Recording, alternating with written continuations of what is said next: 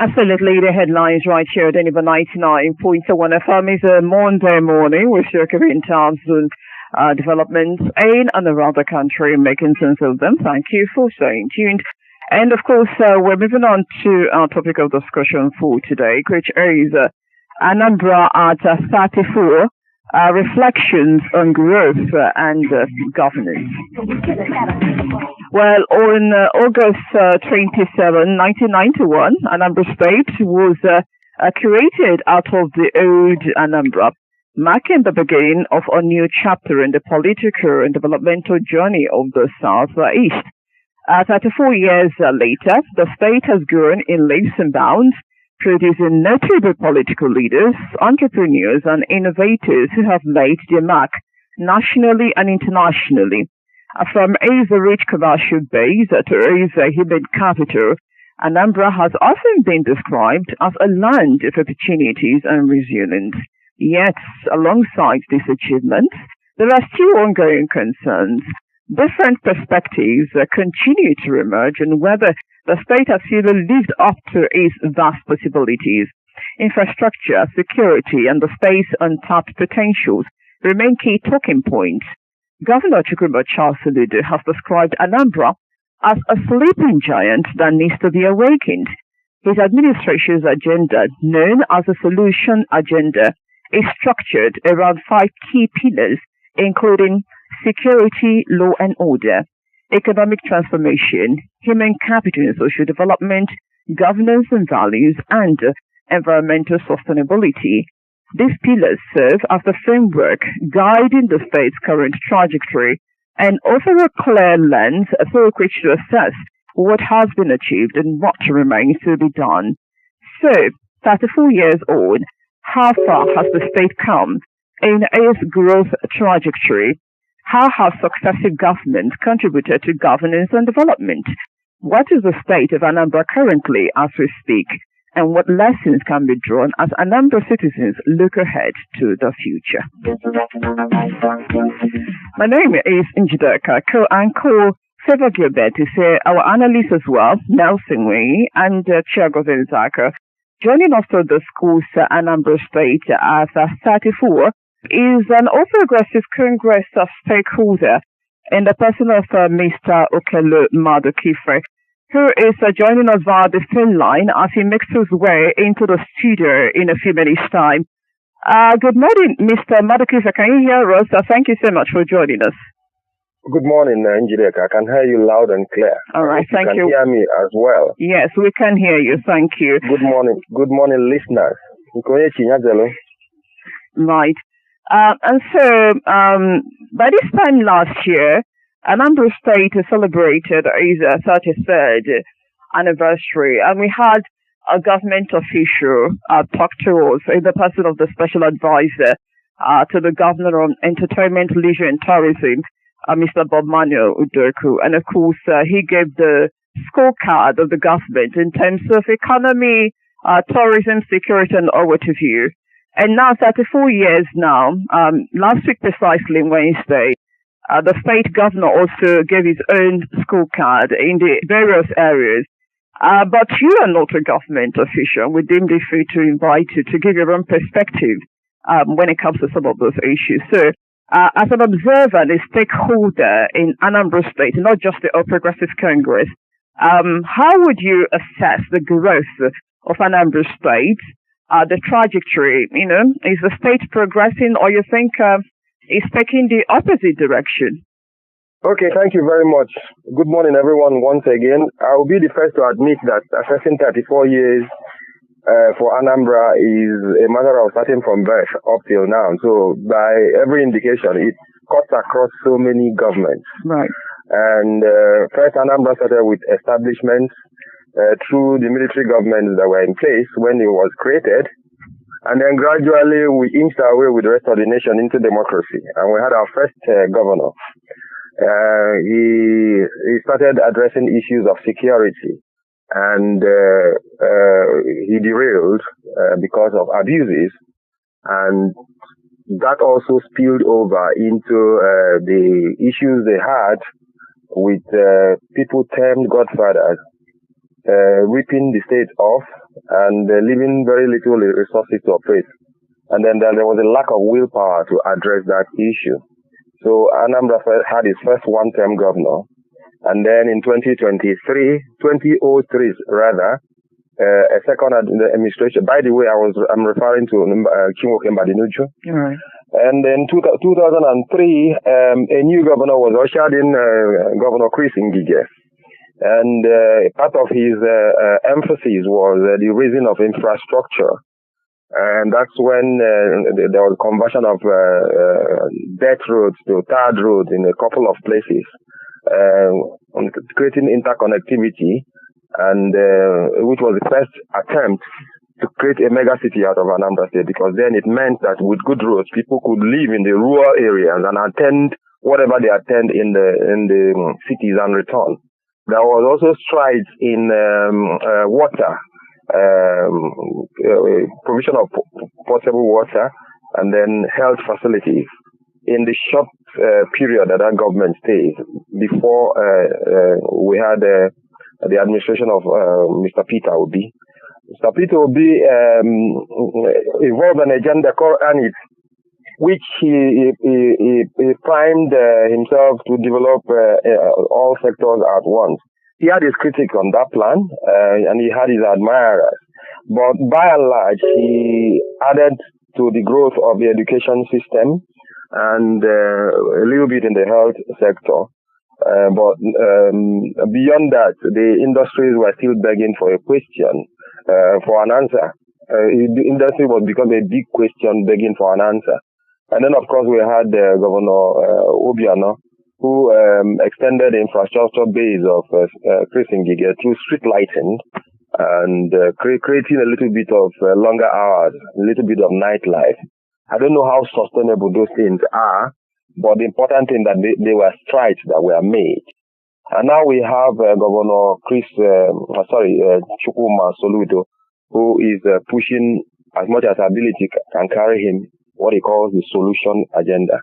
In all of this, and in assessing any one of them, it becomes necessary to understand who we are. Who are we as Anambra people? Who we are by nature industrialists. We are by nature managers of enterprises. We excel in the individuality, and those individual efforts team up to good things. And when the average Anambra man is not begging to be given a handout from the government or state institutions, they are just begging for basic social infrastructure and motivation from government for them to excel through private sector efforts. So anybody who wishes to assess how far Anambra has gone would prime into this area and see how far we have gone. So, but first of all, in order to appreciate the little modest efforts made so far, let me congratulate the Anambra. It is for the gift of life. For us to be alive today to assess these issues, we can only make progress. And if there is any need to deteriorate, we can all fight it together. But having said that, let me now say that as an enterprising state, as a state of industrialists, the things that we need are facilities. One, we need security. We need for our environment to be in good order. And so if you begin to break it down to details and to match it with a lot will come to the government of the day, because that's where we are. We can only position the past in terms of history. The government of the day recognized our need in infrastructure and said they were going to upgrade a lot of infrastructure. They broke it down into components to include water resources, electricity, upgrading of road infrastructure, and a couple of other items. Well, Anambra will assess whether how far they have gone in that. I think that there are modest efforts made in the area of road, particularly in the OAU axis, Old Agwata Union, Agwata Orumba. There is a traverse road trying to rehabilitate the movement and from Ekulobia through the Oga boundary axis of Anambra State through to Amobia. There's no doubt about that. And adding up with the rest, I think approximately it comes to 14 kilometers. But we're talking about a promise of 288 kilometers. So you see the journey is far. When it comes to electricity, I think there is no beginning. So there's a vacuum waiting to be filled. The power is actually the multiplicative factor that will bring the Anambra in us, which is equivalent to what the current governor of the state termed Dubai-Taiwan model of development, a self-sustaining smart megacity. Now, we are very far from that, and nobody is telling us what has been done in that area and what has not been done. What do we think is the solution? We think the solution is generation of power. There was a time when there was a monopoly at the federal level. You couldn't do anything with electricity unless you are NEPA or you are the federal government. It is not anymore. By legislation, by legal reforms, every state and a lot of private companies can generate their own power and apply it for use. You have the geometrics in Aba, and the states are in control. Even states have invested directly, like Lagos State government. So for a key pillar of Anambra State government policy, we are not seeing anything that is happening in that direction. And it does not, it's not rocket science in the sense that the government does not have to do everything itself. They must not be Lagos State to start investing directly. They can put together a set of investors, put the enabling environment, regulate them, and motivate them to get the work done. But we are not seeing that. The government of the day promised that there was going to be more of public engagement, and we are all for that. We never opposed it. Because when you open the space for public engagement, you will draw in ideas from people who ordinarily won't be interested in government. But that hasn't happened. We saw early flashes of brilliance in the beginning, and an attempt to update Anambra on what government was doing, but then that disappeared far back in 2022. And we haven't seen that anymore. And then, of course, you have finance, which is where most excuses will come from. We don't have money to do this, we don't have money to do that.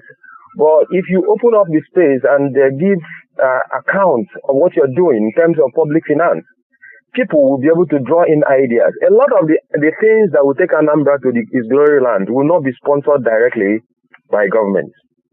And then there is that pillar of environmental sustainability, which the government gave wings to by saying Anambra State is sitting for most of its part on sedimentary rock formation, so it is erosion prone.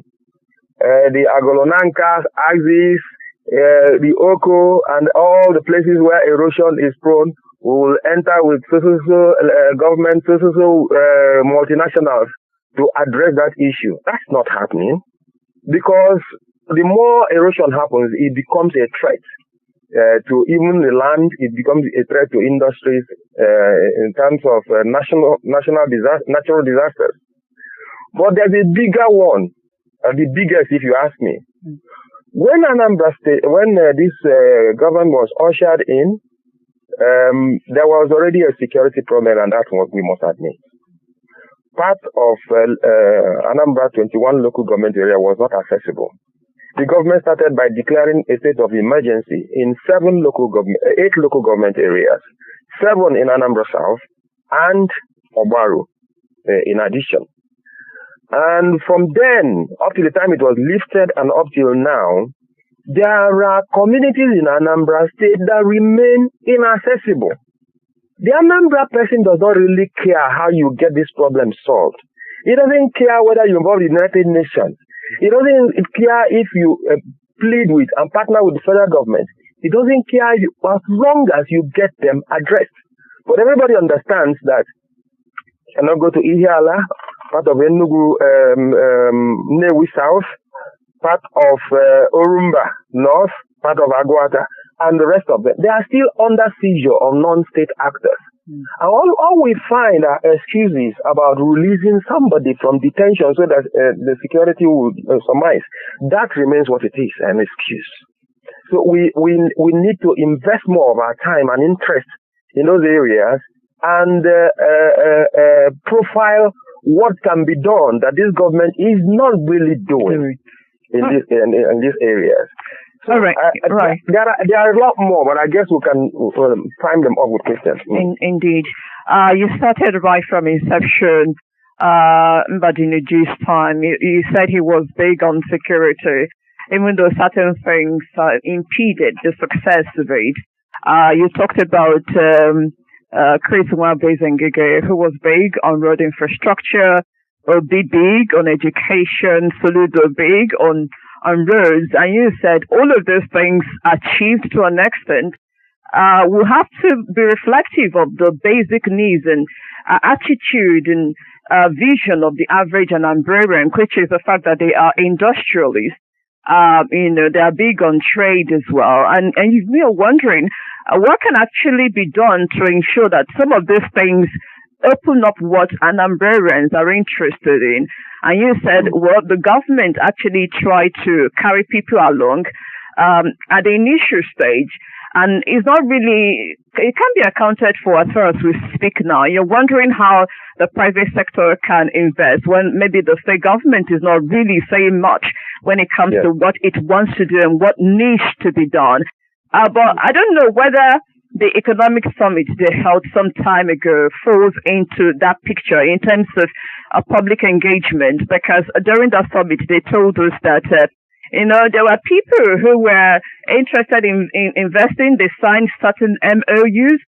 Does that fall under what you envisage in terms of engaging or involving the public? Before we now talk about insecurity, and based on that outing, do you think that the state government can get to that Dubai, Taiwan of Africa, and of course the industrial hub that Anambra is known for? Well, optimism is a good thing, is a good virtue, but it is not a strategy. When you enter an exam hall and you have 2-hour paper, you know you have 2 hours, and then when it's time, when it is on the dot of 2 hours, they're going to say pencils up or submit your paper. And so, if you have a mandate that lasts 4 years, and you have 3.5 years on that mandate, because the rest is about politics, election, handover, and the rest of it, people would assess you in terms of, call it quick wins, or whatever you've done, even if you have programs that will last 30 years, which will outlast your administration, people need to see what is already happening that will lead to that roadmap, even if another person is continuing. And those are the areas where we can see, those are the areas that transform the state. Those are the areas that people will assess on. Now, I've been in the course of this discussion, which you captured aptly, I must tell you, I said one of the prime catalysts and the converters is electricity, which unfortunately 3 governments in Africa have consistently failed to address. They have made the promise and they have failed to address. So it's a carryover promise. In other words, if you wanted to put the cumulative period, you would say that it has had 16 years of incubation. So there is really no excuse not to put an action on the ground. What's the summary? The summary is, summit is good, but it's not words that feed me, it's good food. I mean, if you did a summit and the short-term actions are not already on ground, there is nobody who is being empowered. The MOU doesn't give effect. MOU is a consensus addendum. Our minds are met to do this, but it doesn't reflect any action. None has been executed. None has an agreement. None has a timeline, and none has a funding plan. So the government has not started 3 years after. That's electricity. And then we're talking about environmental sustainability, which have identified the prime thing. Anambra State has soft land. It's not Bauchi State where you have igneous rock formation. water can run for as long as it runs and the rocks will be the same. But here in Anambra State, if you allow water to run and we have a lot of rain in the rainforest, erosion takes over. So even the roads that you are doing will not last if they are prone to erosion. That's why some of the roads that have lasted have been combined with an erosion plan or drainage plan, like the road running from Umunze to Umuchu. It has a drainage plan attached to it. And that's why year in, year out, it remains the same. So these are the areas that we need to key into. But most importantly, because the one that will open the gateway for people to come in here and invest is security. Okay. We have not addressed the security problem. And it is throwing up perception issues, real and exaggerated, home and abroad, which is not matched by government information machinery, which we flagged here. So those who will ordinarily come in here, damn the consequences, and say, let us set up a paint-making industry, are afraid of their own lives. So it's a vicious... Yeah, what do you make of the Agone Chamber Odonachi and the fact that the government said they have been able to raid and dislodge criminals in about 60 camps in the state, you know? Well, security by the nature of the operation, some of them are covert. And if we have to know how many camps we had before we started the raid and how many have you raided. But the way the ordinary man assesses security is not how many camps you raid. But that if for instance, I lose my loved one in Asia, I may have to go and get into an agreement with somebody in a bag and for me to bury there temporarily. Or to go and pay ransom to somebody somewhere around embassy to allow me and to provide a security cover for me to be able to carry out that burial. That's how these security things are assessed. So life is breaking down in Obo. Life is breaking down in embassy, Osumeni, all those areas. We can't go. They are not part of Anambra. They don't feel they belong. It's not a question of what camp you've dislodged, but the bottom line. If you feel that you've dislodged the camp, and then the place is now safe, so what then do? You take a bus ride or a train ride there without those armored carriers that we are seeing in the governor's convoy. So you are able to raise the optics in a way that you will allay people's fears to come home. Many of them have had their businesses located to Lagos. And I just paint a little picture to enable the person listening to me to paint this graphically in his mind. You are struggling in Anambra State, one way or the other. Perhaps you're trading, perhaps you're in another endeavor. You want to send your child to school in Abuja or in London or in Canada. Just think whether that child will come back to seek employment in Anambra State. He will quickly outgrow the state. That's why if you take a profile and you think it's an accident, no, it's not. If you take a profile on those who have become governors of Anambra State, none of them lived in Anambra State before then. These are problems that have been identified. And the solutions are there among those who should be tried because Abga has been there for too long. I think they have run out of ideas. All right. Thank you very much, Mr. Madukaife, for gracing us with your voice this morning. I would, you've actually said quite a number of things, and part of it is the fact that the major challenge that Anambra is actually facing is basically security. That Anambra people can actually thrive in their various, chosen fields, but security is electricity, security power. Yeah, and electricity is the major challenge of Anambrarians in Anambra State. Well, let's also highlight the fact that this current government is actually big on human development, using the solution one youth, two skills. A lot of persons have passed through that particular training, and some of them are better than they were before. And also, recently, I think last week, the House passed a bill concerning the apprenticeship system, the regulation of the apprenticeship system. In as much as we see security as big of a problem, how would you rate some other projects of this current government away from security now, because we won't say it's totally bad or because security has not been, we've not really gripped on security. What other areas do you feel that Anambra has actually grown over time? Well, on a lighter note, I am not one of those who will assess a governor on the basis of how many burials or social functions he's able to attend. I refer again to WAEC. After WAEC has finished, WAEC prepares for exam through a document called a syllabus.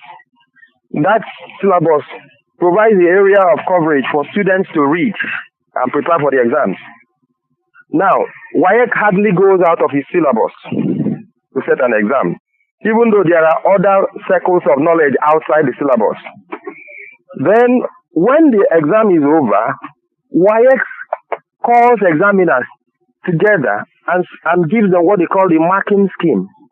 The marking scheme, again, is tied to the syllabus. Whatever we've discussed here and prioritized has come from a manifesto, a social contract, availed by the government of the day in the course of campaign.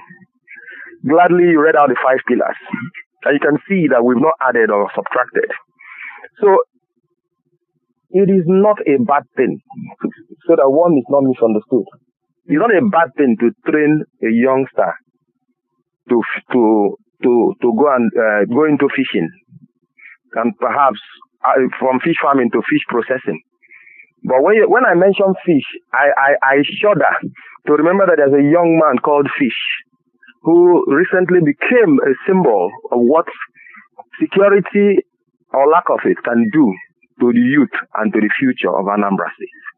So those little areas of coverage are welcome, but they are not the things that will transform Anambra to the level where it ought to be, and we are running out of time. All right. Conversely, go ahead. APC, there is a governorship candidate who has done an industry in Port Harcourt and generated power more than the whole of Anambra needs to transform and keep people here. And he's done it hands-on. It's not about lecturing with chalk or everything on the blackboard. So what we are saying is, fine, Abga has done well. They have dominated 20 years of our lives. That's what it will be by next March. Give us a chance. That's what we're saying. If they also fail you, then you can, but Americans are good for one thing. I don't think that they allow one party to stay in power for more than 8 years, sometimes 12 at the most. And they try another, because your idea, you will not have time to regenerate and bring in more ideas. This idea of going in one direction is holding us down. And we need to really see what the others have, because that's the benefit of multi-party system of governance. All right. If you've just joined us, we are speaking to an APC stakeholder, Mr. Okelo Madukaife.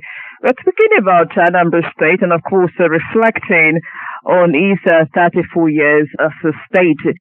And, of course, the guest has been talking about what needs to be done more, even though there have been some sort of strides. He's quite emphatic when it comes to security, power. He's concerned about opening up the space so that people can know where to invest. And in terms of security, he says that if the people cannot feel it, then it makes no sense. It's not about dislodgement, but the basic security needs of the people we have to be addressed so that they themselves feel it, not about rhetorics or optics. To join the conversation, 0806 878 2781. Those are the numbers to reach us so that you can make your opinions heard. Hello, good morning. Right, go ahead, let's hear you.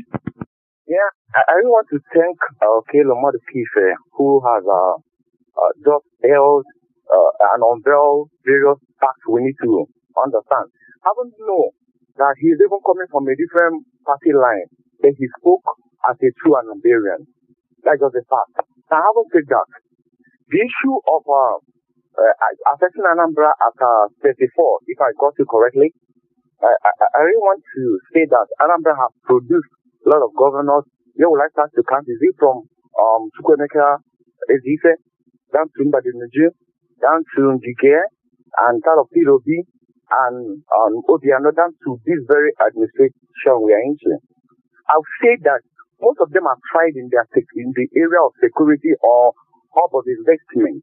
And I want to say that I expected more value when a professor is in power.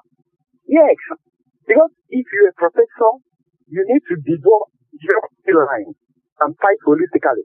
You remember the speaker, it was this security organization we have now that they refuse to even acknowledge that one of theirs are even the responsible of kidnappers.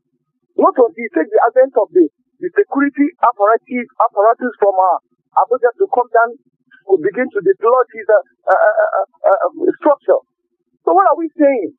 You cannot boast that you have set off of the apprenticeship law that the government is not able to respect. Do you know that it's not even that apprenticeship law is good to an extent and it's bad to an extent? Now, if you are a master on your own, you want to employ an apprentice, you begin to think, if when I venture my business crumble and I couldn't stop it, what would be mine? And what is the government helping into? If you want to encourage that scenario in which you have been practicing before now, I think that what you have done is that the government will be paying 30%, and you will be paying, you as the master will be paying 70%. It will enhance and even motivate many people to go into it. Bring in apprenticeship, teach them, and let them go from there. We talk about security, and yet to see a public interview or public sitting with the governor, stating what the security have done, how we are going to reform them. That is what I expected from now. Not spending your eggs, not spending your machinery on people who try to criticize. And critics in this government is just like a taboo. When you criticize them, they come against you. Perhaps it is just me that when you criticize the government, they will amend and learn from it. Let me just come back so others can comment. Thank you so much. All right, thank you very much. He's taking exception to the level of development as far as Soludo is concerned based on his own background. So I wouldn't even know if, my colleagues want to come in now. Mr. Madukaife, are you still with us? Yes, we have. All right. Mr. Okelo Madukaife, morning to you. Morning, Nelson White. Yeah. So, it's been a while anyway. So, let's go straight. Just a very straight question. A lot of persons are saying disband Agune Chamber. And you talked about the former governor's style of attacking insecurity. Talking about the man from Muli, And are you in the school of thought that we should disband Agune Chamber? Because some have said if you do that, a lot of persons will run away from Anambra State. What would be your stand on this one?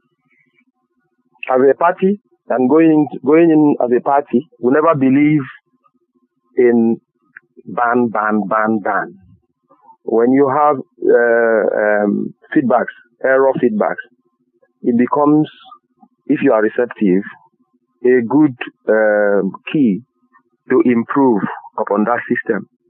But to be able to improve on that system, you must open yourself to interrogate what exactly has happened. If I use the example of what happened in Oba, nobody has told that story. And we hear things about arresting people, handing them over to the police. Arresting who exactly? If there's anybody among the listeners or anyone in the studio who knows the name of anybody who has been arrested, you should please step forward and say it. It is not enough to pull the wool over people's eyes. We must know who. You must name and shame. You must put it through the trial. Many people cannot connect the link between chasing somebody who is supposed to be a cult fellow when there's an anti-cult in the security arm of the command in the state, and entering an isolated area on one hand and beating up in a very crude way and stripping a lady who is an ambassador of another state naked. Now, that lady has a home state to tell her story. And there are investors in that her home state who could otherwise have been interested in Anambra State. So if you don't interrogate it, so you get the story clearly, and then you can plow that back in the improvements of the operations of Agune Chamber, you will be deceiving yourself and you will reinforce the impression that you are derailing the Agune Chamber and its purpose, particularly in the light of what happened in the just concluded by-elections, where they clearly went out of their role. So what's my point? Come back to what Agune Chamber was set up for. If you read the Anambra State Homeland Security Act, without quoting, I'm paraphrasing here, the emphasis is on intelligence. The emphasis is on meander. The emphasis is not to cover your face and intimidate your own direct community. The emphasis is on security, so that intelligence, so you can reinforce the operations of Ochapo, Udogachi, and the other federal arms in the state. Reinforce through community information system. So you give them, arm them with information on what to act, not to constitute yourself into a militia that is blocking roads at obscure moments, that is beating up ladies, that is similar to the people carrying peso. For God's sake, we are not in Livingstone age. So basically, you want the government to review the operations or the operations of the outfit. But it begins by, first of all, new ideas are better implemented by a new person. Let me tell you what will happen. The government will say they are reviewing the idea, but you won't do that until you need the State House of Assembly. The State House of Assembly is under the control of the governor. If anybody criticizes the governor, they get suspended. So what are you going to do? No, you need a governor, and then you need a variegated House of Assembly where you have a virile opposition. Not necessarily going back to the State Assembly, but intensive training, word of mouth, and maybe the authorities that the special advisor to the governor on security calling those people to order. That can be done. Why do you think that is not being done? I don't know what special advisors mean to everybody. But sometimes I know what it means, people for the boys. And once you say special advisor, calling people to order, you then you throw up a number of ifs. If he is not in tow with the plan, right. If he is not the one engineering the plan, because everybody has a background. Everybody has a background. If you are talking about a special advisor who served and who was very prominent under Odenigbo and who was also part of the PDP magic that we saw here, then there isn't much to be confident about. So I'm not looking around building the whole idea around one person. And you notice that's why I went for an institution. Right. An institution that will set the do's, the don'ts, the sanctions for crossing this line. And particularly an institution that will call the governor to order. Right. So basically, that law is not holistic. You think it has lapses in implementation? Right. Yes. All right. Okay. Okelo Madukaife. Good morning. Good morning, Madukaife. Thank you very much. I've been enjoying your, flow and everything until you went into the party line, and I want to ask a simple question. Okay. Among the 7 states that were created in 1991, which of them from Abia State, Adamawa, Jigawa, Kebbi, Osun, Taraba, how many of them can you point out and say that they are equal to Anambra State in terms of development? One is my first question. Then the second is, how many APC states in Nigeria do we have security, what will I call it, that is free of security crisis or insecurity? You get my point? How many APC states in Nigeria will we say that is free from insecurity, ranging from our neighbor Imo State down to Borno and every other aspect? It's only Anambra State that is non-APC state that is having this challenge. So I want to know, these 7 states, 1991 that were created, how many of them can you tell us that is doing marvelously well against Anambra State? And 2, okay, thank you very much. Who is asking? How many of them are free from security crisis? Well, that's the voice of Chagozen Zakar. He's our analyst here as well. Okay, very well. Thank you very much. Okay, there is something they call relativism and absolutism. I don't have a mandate to pry into Osun State. I would have very little information to even assess the situation. Now, what I'm trying to let you know is that if we do an exam in all these 7 states, and Anambra State scores 30% and is the highest, they're all failures. But my interest is Anambra State, where I live, where I hail from.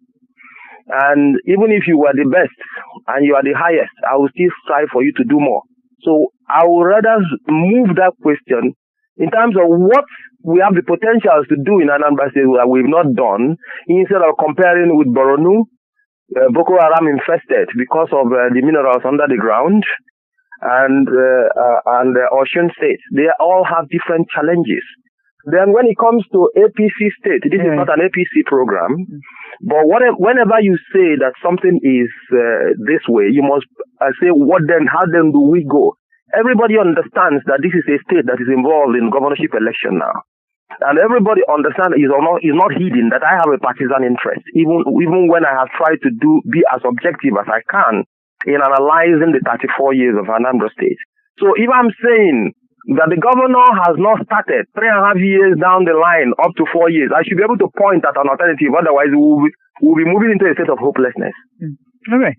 I think we have to leave it here. But before you go, we had heard that you would join us in the studio, but I guess some logistical issues came up. But you were quite critical when it comes to the conduct of local government elections. You were actually singing it and prodding the government to do something about it. And finally, it was conducted. Maybe your final thought on that, and maybe some advice for the state government moving forward so we can wrap up. Thank you very much for bringing in a very critical aspect of the pillars that were introduced to us, which incidentally was also the pillar of criticism that APC had. And we're very proud of that engagement, because that's the role of a political party, and that's why I can say that APC is the only party that opposes in Anambra State.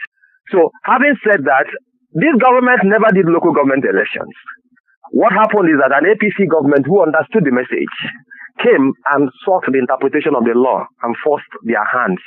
And then quickly, what they said they couldn't do in 10 years or in 11 years, they did in 2 months. However they did it, the system can only improve going forward. All right. So I think it's a forward step. Okay. We have to leave it here. We have been speaking with Mr. Okelo Madukaife, an All Progressives Congress stakeholder in Anambra State, giving us some review of the journey so far, 34 years after. And of course, you heard his own opinion, some strides, but a lot more still needs to be done. Thank you, Mr. Madukaife, for joining us this morning. Hopefully, another time you join us in the studio. I'll be in the studios in person. All right. Thank you so much. Have a great day. You too. All right.